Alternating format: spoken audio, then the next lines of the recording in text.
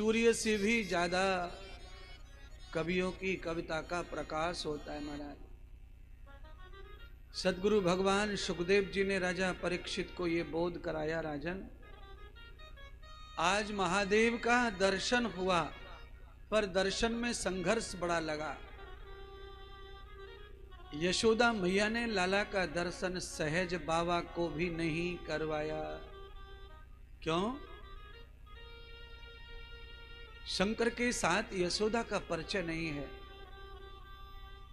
और आप तो जानते ही होंगे, पिछली साल बहुत हल्ला मचो तो राजस्थान में, और फिर यूपी, बस्ती, मिर्जापुर, बलिया, इधर हल्ला मचा नहीं था कि बाबा आगे साधु, बच्चा चोर गैंग। तो यशोदा मैया के जमाने में भी डर तो था, क्योंकि बाबा को जो डर बिठाते ही ना माताएं, चाय पी ले नहीं तो बाबा उठा ले जाएगो, दूध पी ले नहीं तो बाबा आ जाएगो। तो ऐसी मान्यता है इन चीजों के पीछे। प्राचीन काल में साधु संत महात्मा छोटे बच्चों को सन्यासी साधु तपस्वी बनाने के लिए ले जाते थे, और वो बच्चे लौट के फिर कभी नहीं आते थे।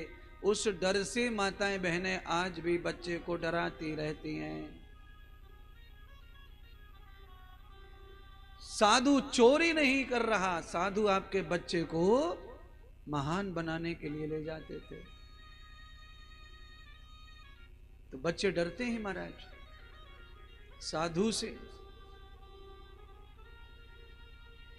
अपरिचित महात्मा को भी अपना भेद सब नहीं बताना चाहिए। जो महात्मा परिचित हैं, आपका और उनका हृदय का रिश्ता है, बुद्धि का नहीं, हृदय वाला।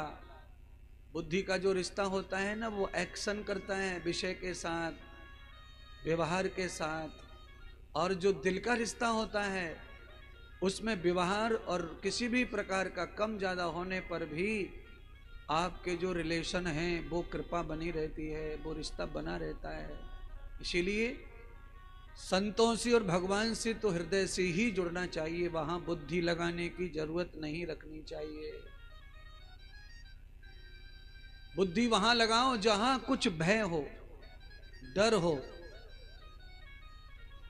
जहां भय खत्म होता हो, डर खत्म होता हो, वहां तो दिल ही लगाना चाहिए। सदगुरु भगवान सुखदेव कहते हैं, राजन आज शंकर भगवान को प्रभु दर्शन हुआ। जैसे ही बाल रूप में हरि ने दर्शन दिया, शंकर तो प्रसन्न हुए ही, क्योंकि उनकी कामना थी दर्शन की।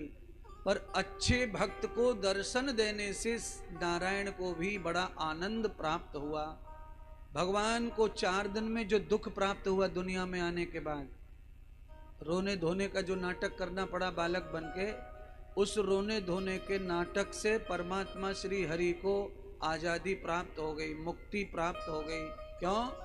एक महान दिव्य भक्त का दर्शन करके, उन्हें दर्शन देकर हरि प्रसन्न हो गए। और इसमें कोई शक नहीं है भाषा, इसमें शक इसलिए नहीं है कि वो तो महादेव थे, संत साधु के भेष में जटाजूट में आए थे, पर भगवान तो जानते थे ये मेरा परम भक्त है। पर हाँ, महात्मा संत भी जिनको हृदय से चाहते हैं, अगर वो द्वार पे आ जाते हैं तो महात्मा की नजर पड़े तो महात्मा भी अंदर से गदगद हो जाते हैं, महाराज प्रसन्न हो जाते हैं। इसीलिए मैं भी सबको कहूंगा कि आप ऐसे शिष्य बनो, ऐसे कर्म करो कि महात्मा आपको हृदय से ही भजे, बुद्धि से ना भजे, हृदय से। महात्मा के भी हृदय में ही स्थान हो आपका। जहां परमात्मा बैठे, संध्या उपासना बैठी है, वहीं परमात्मा और संध्या के साथ आज्ञाकारी शिष्य बनो, ऐसे प्रेमी बनो, ऐसे वफादार बनो। महात्मा को बुद्धि लगानी पड़े, ऐसे कच्चे चेला ना बनो महाराज। महात्मा एकदम निडर होकर के तुम्हारे साथ व्यवहार करे, किसी प्रकार का संकोच ना हो महात्मा को। ये संभव कब है? जब आपका विश्वास अचल है, आप कपटी मन के नहीं हैं, छलिया मन के नहीं हैं, स्वार्थी मन के नहीं हैं, और आप महात्मा को छोड़ के चाहे दुनिया में कुछ करते, पर महात्मा के साथ आप सरल हृदय हैं, संपन्न हृदय हैं, सत्य हृदय हैं, तो महात्मा का भी सेम हो जाता है। महाराज देखो, आज शिव सच्चे हृदय से आए, नहीं बुद्धि लगाई, खड़े हो गए, एक पैर पर खड़े हो गए, संगीत करने लगे, डमरू बजाने लगे, शंख बजाने लगे, दिल से जो कुछ हो सकता है करने लगे, परमात्मा रीझ गए, आ गए, दोनों खुश हो गए। परस्पर देवो भवः, हरि भी प्रसन्न हो गए, उनके भी दुख चले गए, और साथ में महादेव भी प्रसन्न होकर वापस चले गए। और जाते जाते क्या कह गए, अरे देवी यशोदा, तुम्हारे जो लाडले भगवान, तुम्हारे जो बालक हैं, जो बाल रूप में आए लीला करने, ये तुम्हारे पुत्रवत हैं, पर ये पुत्र नहीं हैं, ये जगत के पिता हैं, ये जगन्नाथ हैं, ये द्वारका नाथ हैं, इनको पुत्र समझने की भूल मत करना कोई। अच्छा, अब महादेव जैसा त्रिकालदर्शी ये बात कहे तो सबको माननी चाहिए थी, पर सब तो मानेंगे नहीं, चाहे ब्रह्मा विष्णु आ जाए, और कोई कितना भी झूठा हो, कितना भी झूठी पुड़िया बांट रहा हो, पर्ची बांट रहा हो, पर्चा खोल रहा हो, चाहे जितना भी झूठ बोल रहा हो, पर लोग उसे भी मानेंगे, मानने वाले। और कोई परमात्मा अवतार हरिश्चंद्र आ जाए, लोग उसे भी नहीं मानेंगे, नहीं मानने वाले।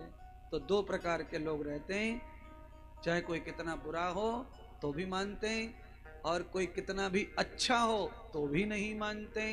तो इस तरह की दुनिया हमेशा रहती है महाराज।